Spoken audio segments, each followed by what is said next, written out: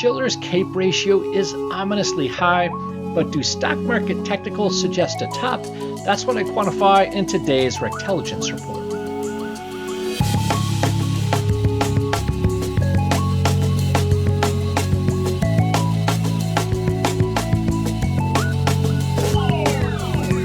As a friendly reminder, everything in today's show is for informational purposes only. There is no investment advice given. All right, let's get into the show. Hey everyone, welcome. I'm Dave. This is the All Markets Report where I quantify across asset classes with an eye to the week ahead. There has been a lot of discussion lately around the dot-com top, that's 2000 or Y2K, and where we are now with equities. Well, I was there in 2000 and I'm here now to discuss it. Let's talk about the parallels or lack thereof. Let's get into it. A quick on the radar item before we get into the Y2K versus now comparison. Shown here on Polymarket as a contract, the Clarity Act just cleared the Senate Banking Committee.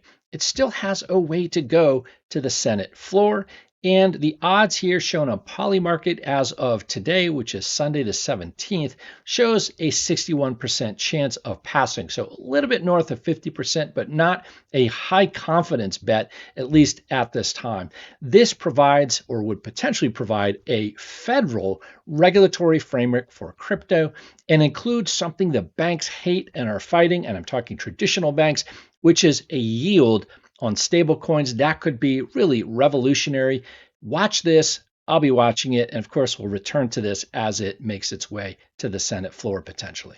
Traders, crypto is not a wild, unruly market. It's an asset class with 500% more time for price discovery and opportunity. My new course, Crypto Trader's Edge, is now live through Algo Advantage, one of the top quant pods and academies out there. A full systematic framework, backtesting, strategy development, validation, real edges with full code, not hype. Links in the description or head to my Substack at REKTelligence. Now back to the show. Okay, let's get into stocks. I'm going to start with the broad view here. This is the CAPE ratio created by Robert Shiller. This is the cyclically adjusted price to earnings ratio. And essentially what it does is it measures market valuation by dividing the current price by the inflation adjusted average of earnings over the past 10 years. You can see in 1929, this hit 31.48. Obviously, that is just a few months before the market crash. You can see in November of 99, right before the top in 2000, this hit 44.19. And now we are at 41.66, right on the heels of the dot-com top in terms of market valuation. Is this a timing tool?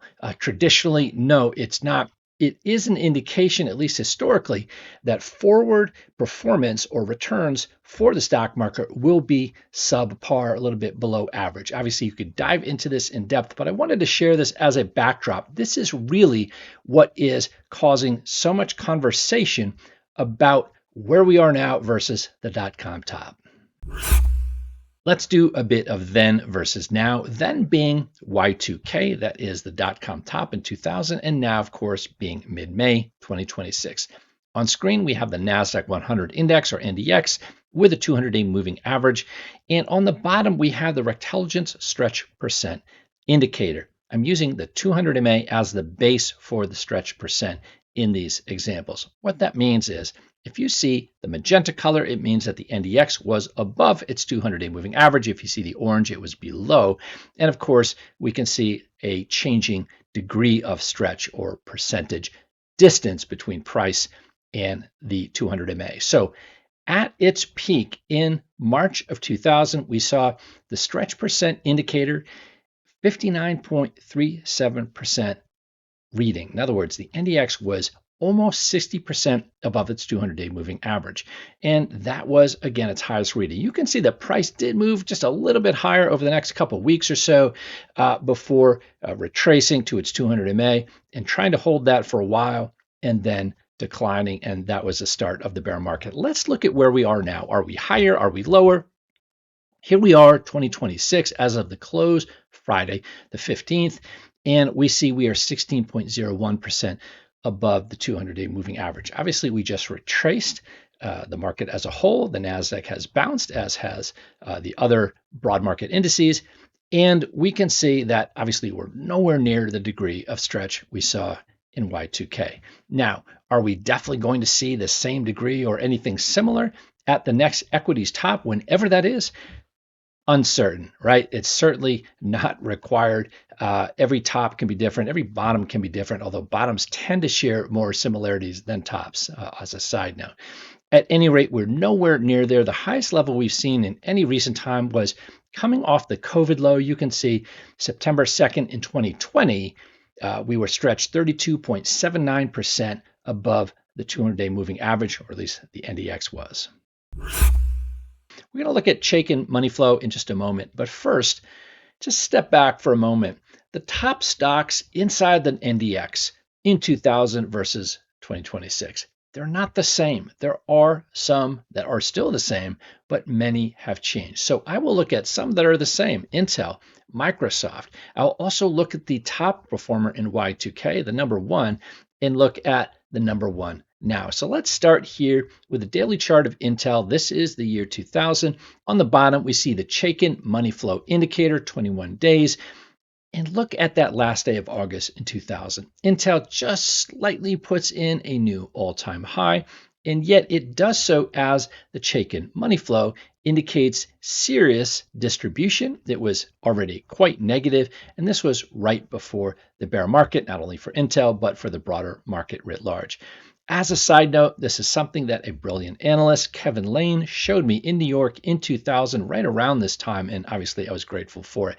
Let's go right to the present as of Friday's close, and we can see Intel, in fact, has broken finally above the 2000 year high, the Y2K high, I should say. And here we are as of Friday, very positive money flow. Now, again, will there always be parallels between one top and the next, especially one so dramatic as Y2K? No, of course, not necessarily, but we can see this is looking pretty healthy right now. Let's move on to Microsoft. This is Y2K, March 23rd. We can see that the money flow was flat to negative, even as Microsoft was near a all-time high, or retesting it, trying to get back to that earlier late December high of 1999. So valiant try. It failed. Money flow was flat to essentially negative at that time. Let's go to Microsoft. Now we can see we've come off this recent low. Software under pressure with all the disruption of AI, particularly Anthropic. And of course, Microsoft is an investor in OpenAI, and has its own AI naturally. But nevertheless, we can see this has a positive money flow. Does not resemble Y2K in the least. Let's go to Cisco. This was the leading stock in Y2K inside the NASDAQ 100 index. And you can see it had great money flow, Chaikin money flow for the left side of the chart, earlier part of Y2K, pulled back to the 200-day moving average, and then bounced and based. But as it is basing post highs, the money flow turns negative and the market devolved from there. Let's look at a number one stock now. Let's look at NVIDIA. We see the 200-day moving average daily chart, and we see a recent new high, money flow solidly positive. So is this conclusive evidence that there's no parallel at all with Y2K? Well, we already saw the CAPE ratio as highly elevated now. So from a valuation perspective, we are quite elevated, but we're not seeing, at least at this time, and this can change, we are not seeing the same technical parallels. Thanks for watching today's All Markets Report. We took a look at a couple technicals comparing Y2K to now across some leading tech names. We also talked valuation. From the valuation side, of course, yes, there is definitely a parallel. That is a very high level indicator, that CAPE ratio. In terms of technicals, we're not seeing the parallel, at least not at this time. So good chance that market momentum in the US continues to the upside. Of course, yes, with some pauses and some retracements and so forth. But for now, it looks like momentum should continue. We'll see if I'm right about that in time. I will see you in Thursday's Edge Report, where I quantify a specific opportunity or opportunities in crypto, equities, commodities, and occasionally beyond. Until then, trade smart, live well, and cheers for now.